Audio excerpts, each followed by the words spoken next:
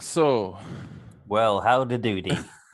I first clicked on the wrong link. That's why it took a little bit longer. Yes, it's not exactly straightforward. Mm. I've never actually done that before. I've only sent them out, but I know that there's a few issues because it isn't straightforward. But I've got half an hour because I'm going to be speaking with Patrick at 3:30, Mm? and then I'm going to be speaking with Sarah at 7. Uh, Oh, and, great. and so a little bit busy today. Yeah. So I bet it was beautiful in the forest meditating. Yeah, awesome meditation right now. That's why I didn't saw your message. Yeah. I was in the forest and now doing some mandala work again, just coloring it.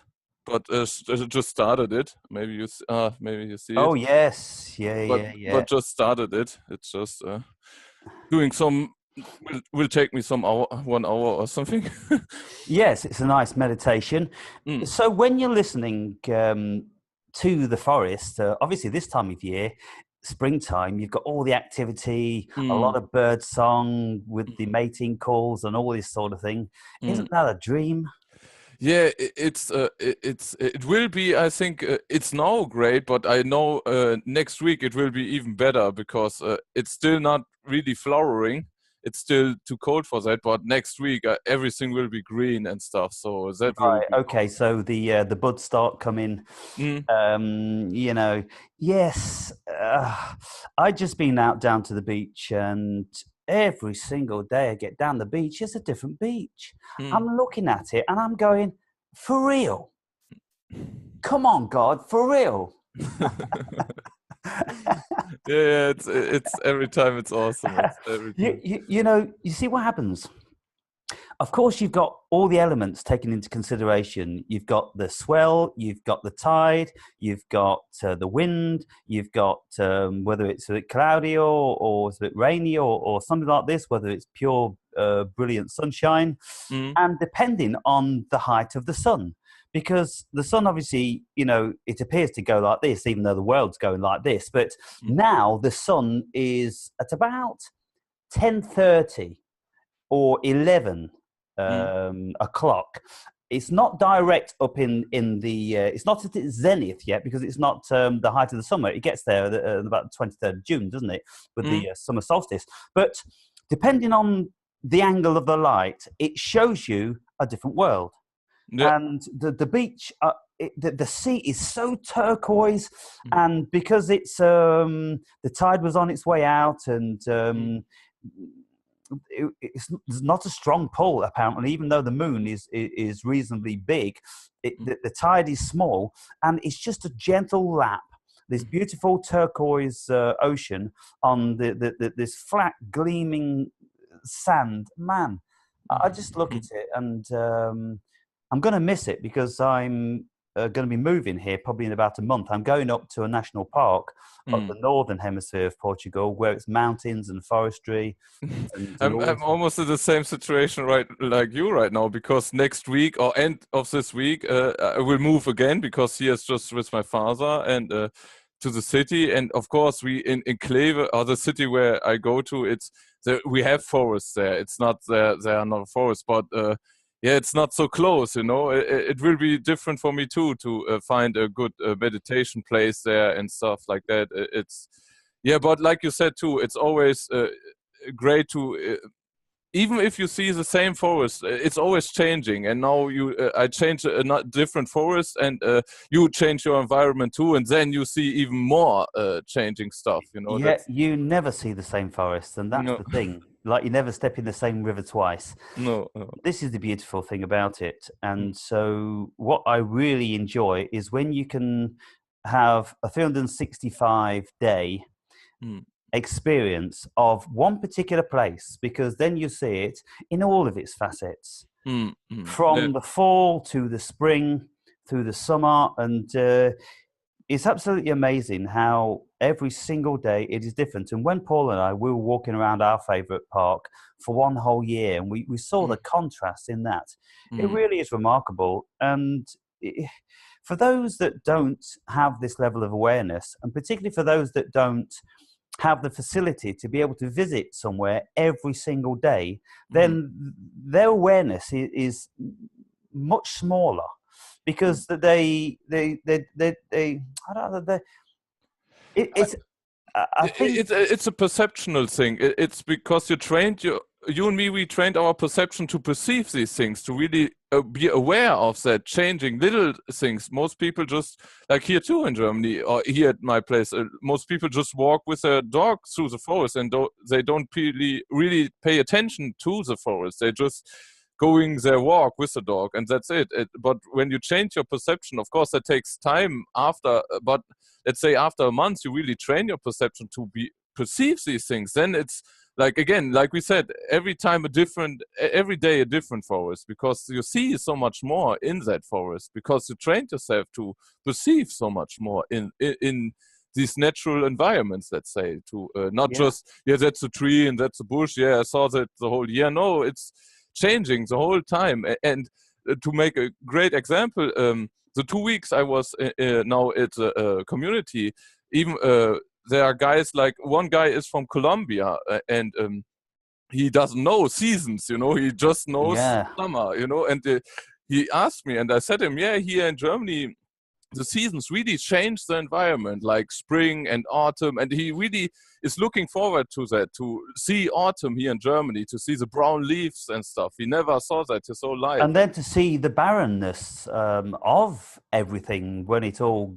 goes dull and it's just brown, and there's no vibrancy, and all the birds have gone, or they're quiet, they don't sing anymore.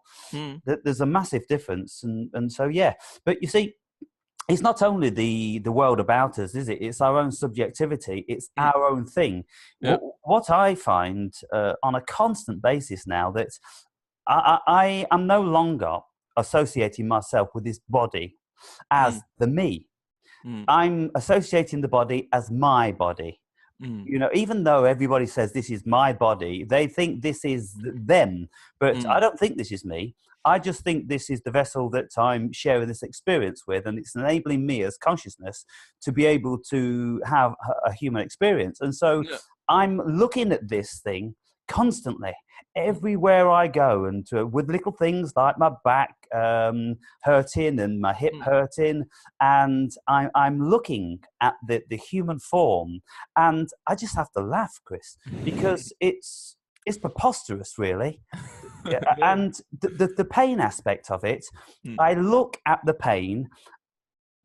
Okay, I feel the pain. Of course I feel the pain, but the higher self is looking at the pain, and it's saying, I'm saying, because that's what I am, I'm saying, it's only pain. It's only pain. And so you look at the pain, and when you look at the pain from a detached perspective of it, it just seems so much more easy to deal with it. Exactly. It's like I have this experience with yoga sometimes. When you stretch a part of your body you didn't stretch for like a month or something, and of course you stretch it to a point where it really pains you. But when you, like you said, try to look at it detached in a way, and look at it and it helps really to breathe in that part, in yoga at least. It really to breathe in that pain, and it subsides, not really. It's still there, the pain, but it's like it diminishes in a way, because you're changing your perception of that feeling in a way, of that pain.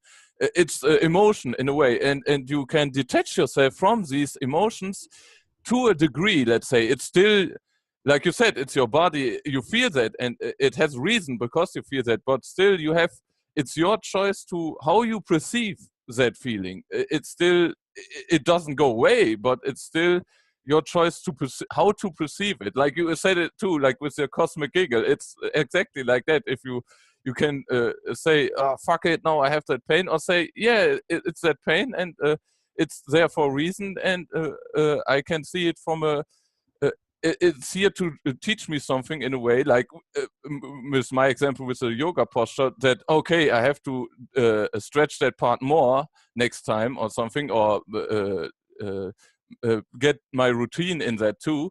But and then you're learning from it, and you again, you perceive it from a different kind of awareness, and then it's not how to say it, not as bad, not it's still there, but You have a it's level of detachment from it. mm, And the thing is about yoga, because it's so about the breathing, mm, you concentrate on the breath, don't you? You mm, concentrate on the deep breathing, the rhythmic breathing, and everything. And so, therefore, mm, this is why people can have out of body experiences and spiritual experiences and this sort of thing, because you're kind of like you're hyperventing, your deep breaths, you're filling yourself with oxygen, mm, your mind is closing down, and you're just concentrating on the breath. You're detaching yourself from the pain and mm, from the body. You're going through the movements, but the whole purpose of it is to be absolutely calm and mm. in a form of meditation, isn't it? Yeah, And yeah. so, therefore, then, it's kind of like you look at the body, you're using the body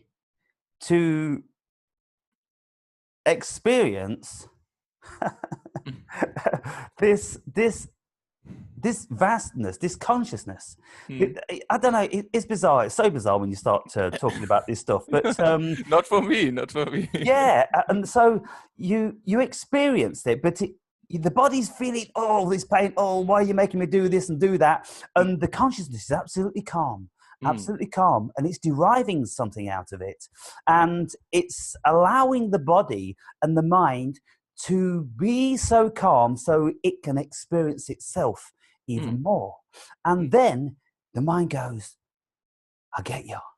mm, I get you now. mm, When you feel kind of euphoric. When I used to do yoga years ago, I stopped doing it because I've got joint issues and my mm, back issue and the hip, and now the flexibility, is restricted. But during the exercise and the breathing and after, I used to be on like a high for about 2 hours. mm, Do you mm. get that? Yeah, yeah. After I have had a long yoga session, really long, like same with long meditation, same. When you do it like a normal, like for me, normal meditation is like 20 minutes. But when I say no, really like an hour or more, then after that you really are on a high in a way. After that because you're relax so much your body, and when the yoga is nothing for you anymore, really try qigong, really it's not like stretching so much, it's just moving. I can send you a great video. It's Yeah, just do. like Yeah, because I need a lifestyle change really, because I've been training now for like 40 years, mm, and I'm thinking I've got to ease up on my body, but obviously I still want to do something. yeah, I sent you a link. I sent it, I think, yeah, to Paul too. It's bone breathing, it's called. You just stand there, and like you hugging a tree, and that's it. You stand there, but you're concentrating on pulling the life force energy, like whatever, chi, prana, or organ energy, whatever you want to call that, and you just breathe through your fingers. You like you're hugging a tree, and you breathe the energy through your fingers, and then you start.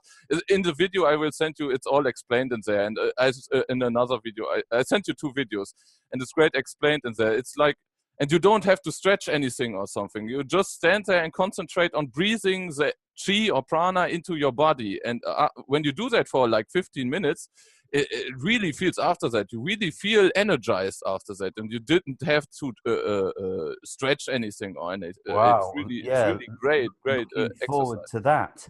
Mm, And so 2 weeks has gone by already. mm. Paul said, Chris is back the other day, and I said, it's not been 2 weeks. He said, yeah, it has. It I'm was like, 2 weeks. you're joking.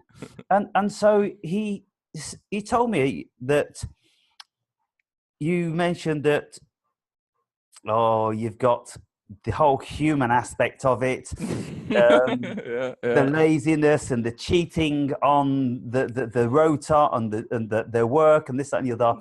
I'll let you tell me about it.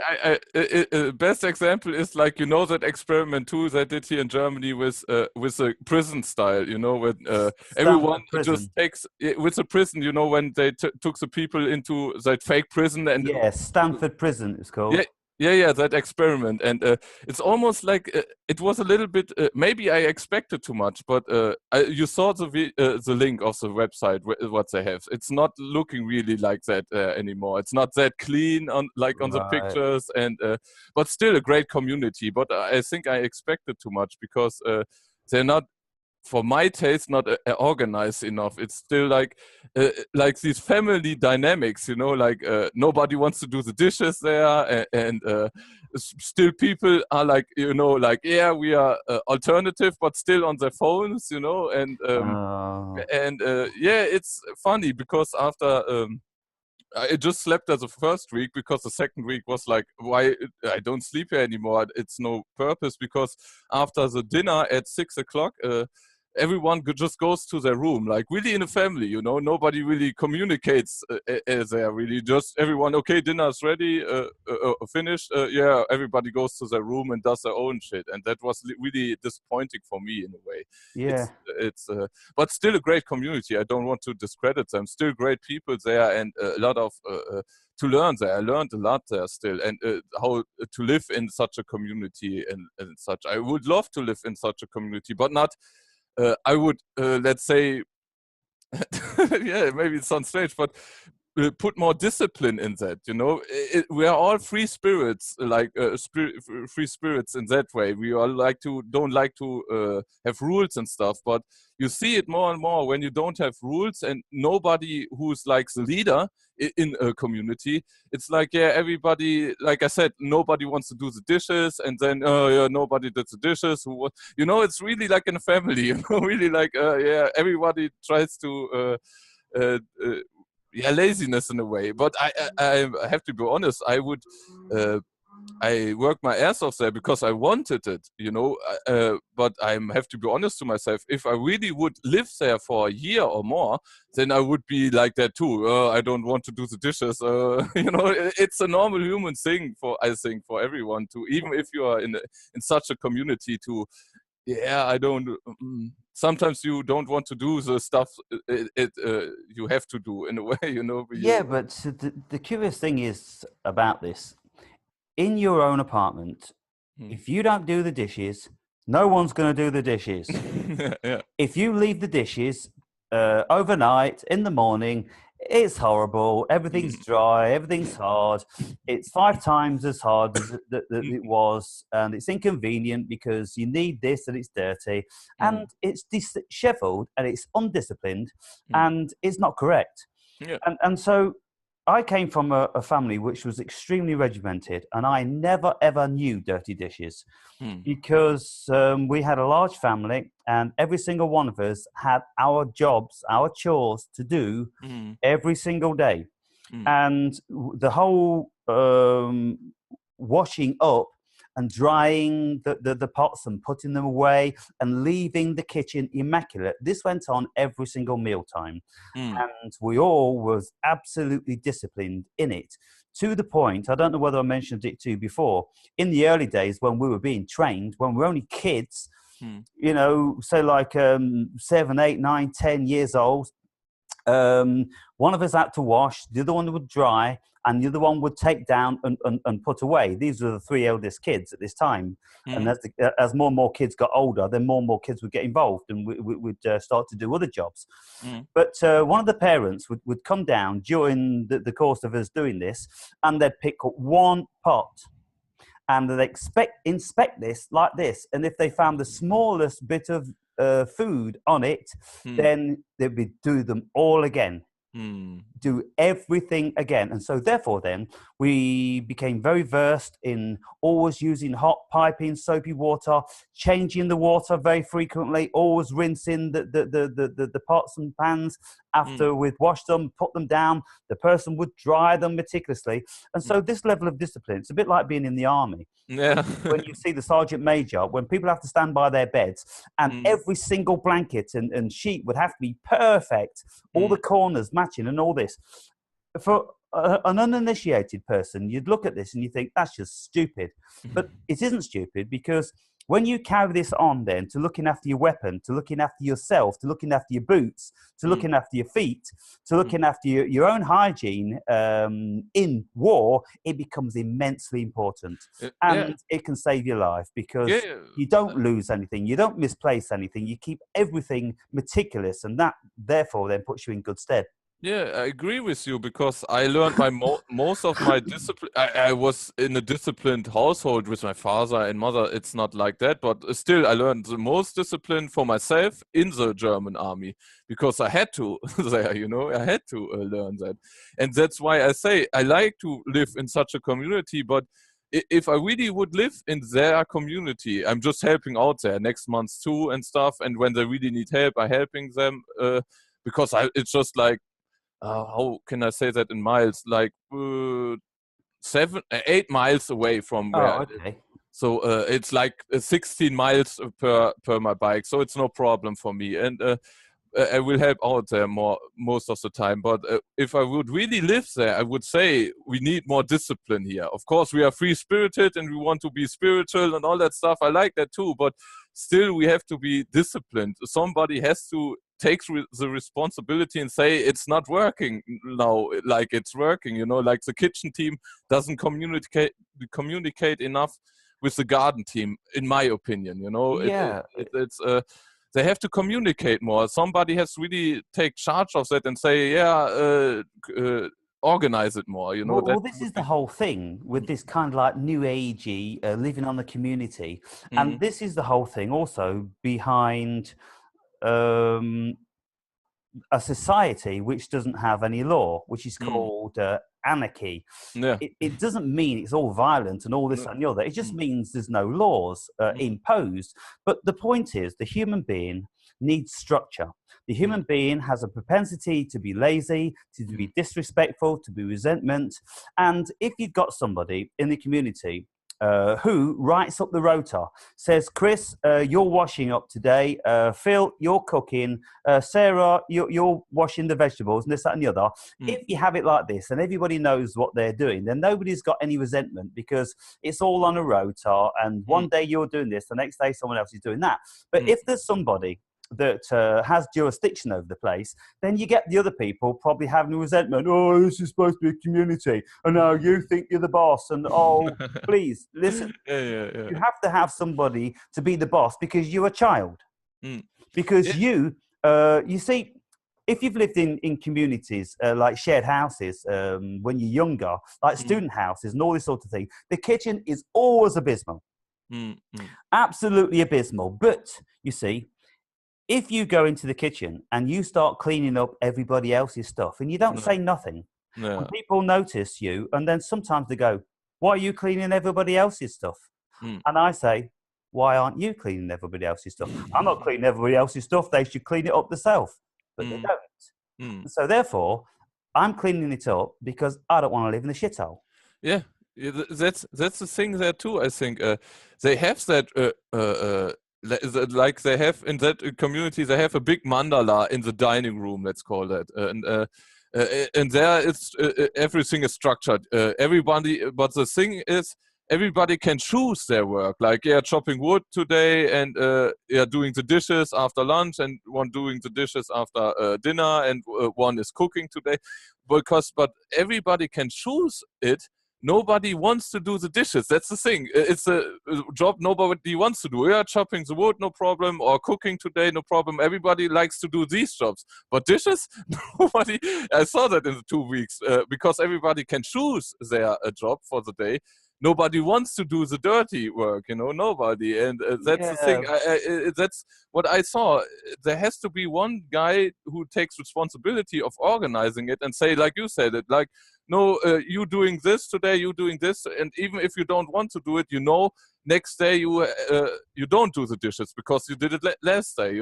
Of course, when you want to choose every day. You always choose the stuff you want to do. Not the stuff you don't yes, want to and do. then if you start chopping the wood and you like chopping the wood, Mm. and then somebody else says, "I want to chop wood," I'm the wood chopper, and Yeah, you get exactly, all like this about it. exactly, This exactly. is why I really just I don't like the human being because they've got too many traits, too many bad traits. That they're not logical, they're not rational, they're not thoughtful.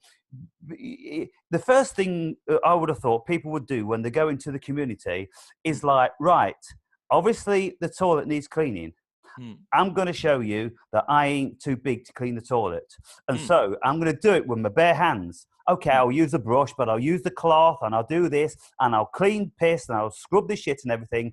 And I'll say to people, this is what I did exactly when I was running my business. And I had a toilet for the staff and I had a toilet for the office staff. Office staff, obviously, very, very clean. And so minimum maintenance, but the workers, they don't give a fuck. And so I would go there and I had them all standing around and they couldn't believe it. And I, got this cloth and I'm around the rim of the toilet like this and I'm scrubbing the shit off like this and putting some detergent down. And I say, that's how it's done. If I can do it, right, there's no reason why you guys can't do it. And so now you made a perfect example for me, because today I watched the conversation you had with Billy. You uploaded it for a while ago, I think, and it was great because Billy asked you the question: what do you think? What makes a great leader in a way? What makes a great leader? And for me, I don't know exactly what your answer was, but for me, it's clear. I talked with Jonas about that. A great king, a great leader. You see it in him. You mentioned intention, of course. It's intention, his intention behind the thing of the leader, of the king. That's but I would say that's 50% of a good king, because the other 50% is humbleness. A great king is humble. He doesn't think he's better than his people, and with your example now, with showing all your workers that you are humble boss because you're cleaning the toilet, they see that you don't think, I'm the boss, I don't do that. Then you are a great leader. Then you are a good king, whatever. You're a great leader because you're showing that you're still humble. Even if you have the highest position in the hierarchy, you're still showing I'm doing the dirty job too. I'm humble myself. You're not too big to do the lowest job. And this is one of the things that I always took exception to in the armed forces, because you'd get people that come out of top universities from the top families and they would go to officer school and they would learn how to be an officer and they would go straight in the forces as an officer. And so the everyday soldiers that had worked themselves up to corporal, to sergeant major, they wouldn't respect these officers because they hadn't been there, they hadn't done it. What gives them the right to all of a sudden just plop themselves on the top of the hierarchical system, just about money, just about power? And so this is why you always used to get a lot of conflict going on, because you've got this division going on. But you see, the very act of me cleaning their piss, showing them how I clean their piss, I only need to do it once, but I did it. So because I did it, then it's kind of like, I'm not too big for it. I'm not bigger than you. I was where you were now. And if you can work along these sort of lines whereby you will never be too big for a job, then maybe you one day will be running the business like I am now. And so you have to do all the levels of it. And I started right at the bottom in my life with all different sorts of labouring jobs. Exactly. But exactly, that's the thing. Now you make great two examples, because that's the thing. I saw that in the German army too, with these officers, and they think now there's something better, and nobody of the higher up sergeants respected them really. Of course, they had to do, like when they get an order, they had to do the order, but after behind their backs, they always talk shit about them because fuck that guy, he never did what I did. And that's a great example you made, because you did that. You had to work yourself up. You had to show that to them, because that's the humbleness. That's then people really respect you when you see, okay, he's not thinking I'm better than you because I have more money or whatever, because you experience their shit, let's say, and that's why it's more you can more put yourself in their shoes because of that. You know how it is at that place, and that's why they respect you, because he knows how that is, and that's the thing. That's why I think the best trait of a great leader is humbleness. To show his people he's leading that, no, I'm not better than you. I was at the same thing, I don't know whether I would call it being humble. Yeah, okay. I don't think I'm a humble disposition, but it's being prepared to do everything. Mm. And so I had quite a few staff who were with me for several years, maybe like 5-6 years. And I ran my business for 10 years, and I started it from nothing. And I got to a position where I had 6 lorries, a warehouse with storage and office staff, and a Jaguar and properties and all this. And so I used to go out with an old van with holes in it, and I'd be getting, down into the nitty gritty, absolutely filthy, pissing it down, doing filthy jobs where people have shit themselves all around the bed and everything's covered in shit and also this sort of thing. But slowly, you see, I bought a new van. And then I'd advertise in a better place, which brought me better clientele. And slowly, they'd see me progressing. They were still a worker, just like I was. And what happened is, in the end, towards the end, I would stop going out, lifting the furniture, and I would go and visit them in my Jaguar. And it's kind of like, fucking, here he comes, Mr. Big. Yeah. Then it's But because they'd seen me come up, the only objection they had to that is that they were still lifting furniture when I wasn't, and they asked themselves, what's the difference? Why aren't I driving a Jaguar? Why am I still lifting this furniture?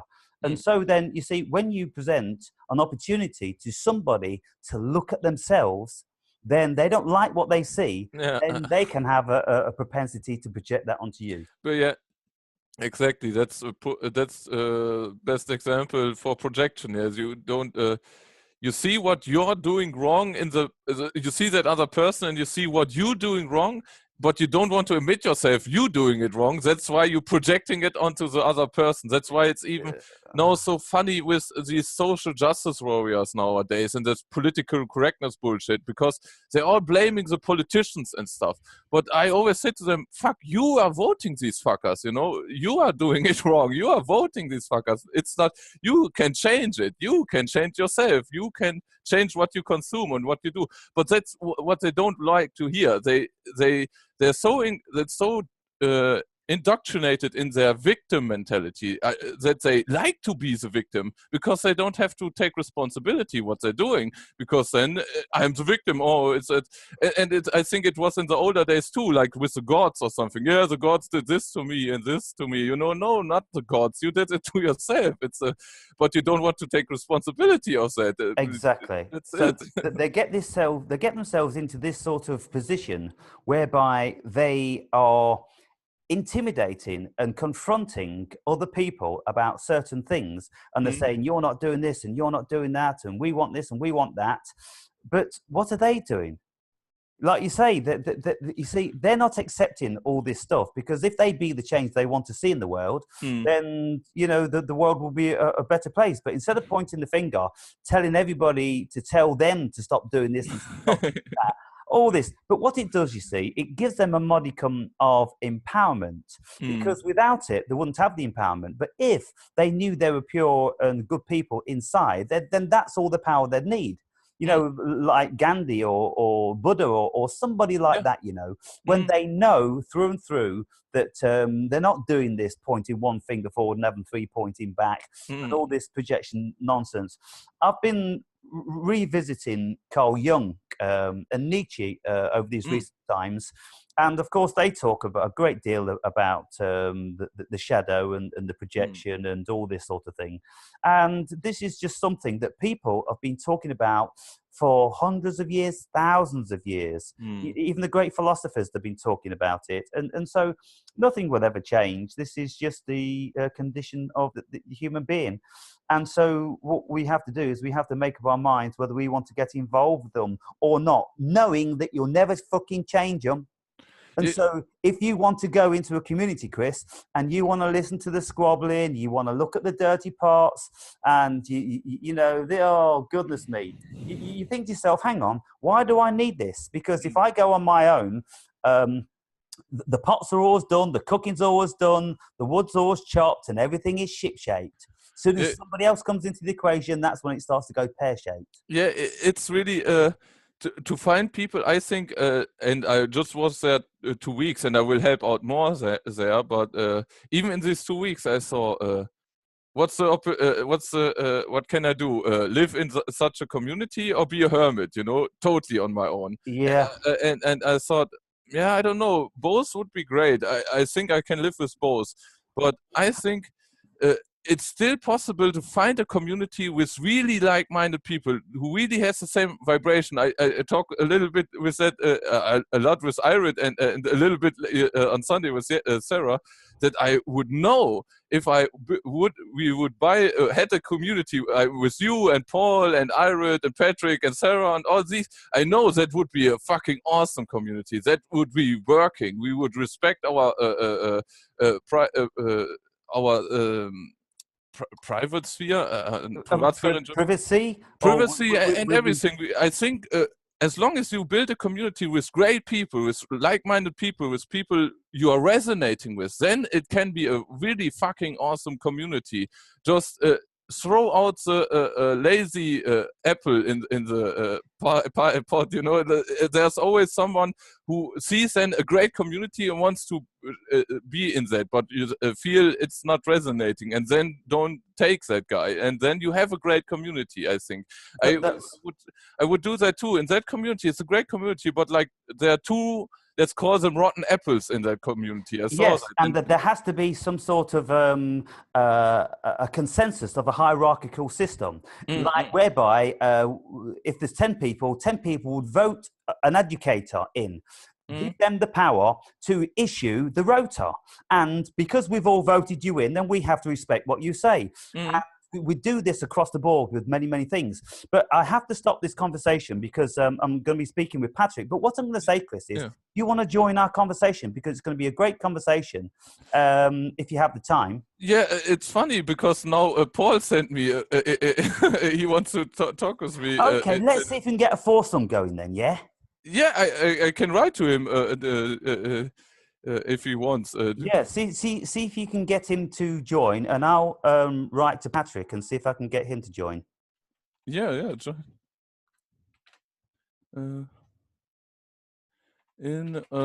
Oh man, foursome.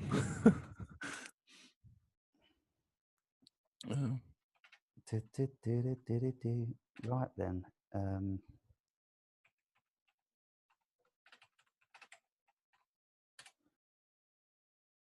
Yeah, I don't. Maybe he writes back. Yeah, but yeah. It's that would be a great idea for people in that chat.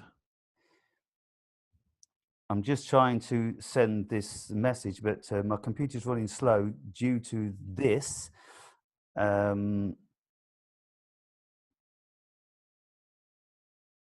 Right. I'll tell you what I'm going to do. I'm just going to click off the recording on this, and so we'll keep each other speaking, but just stop the recording.